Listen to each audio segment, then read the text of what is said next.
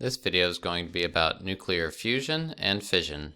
Nuclear fusion is where you join smaller nuclei to give larger ones, which releases energy as they become more stable. The total nuclear binding energy of the fused nuclei is larger than the sum of the total nuclear binding energies of the component nuclei, meaning that the binding energy of the final nucleus formed is smaller than all of the individual parts that made it up. The difference between the energies of unfused and fused is emitted as kinetic energy of the fusion products. So the final nucleus and the fusion products will have kinetic energy equal to whatever energy was lost during the fusion. So for example, if I were to take two nuclei of mass M1 and M2 and I were to fuse them together to make a nucleus with a mass of M3, the sum of the starting masses of M1 and M2 would be greater than the mass when these two nuclei are fused together, M3.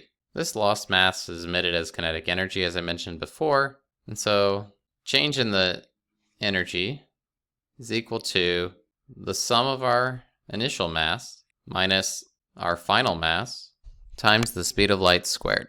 There's also nuclear fission, where a large nucleus splits into smaller ones, also releasing energy. And just like before, with nuclear fission, the binding energy per nucleon increases to make more stable nuclei.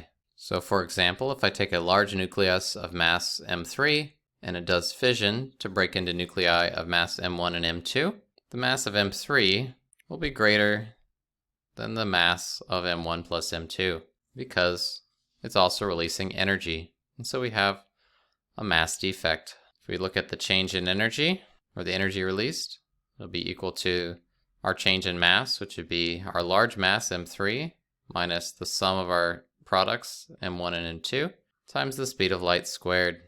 Okay, that's it. Nuclear fission and nuclear fusion.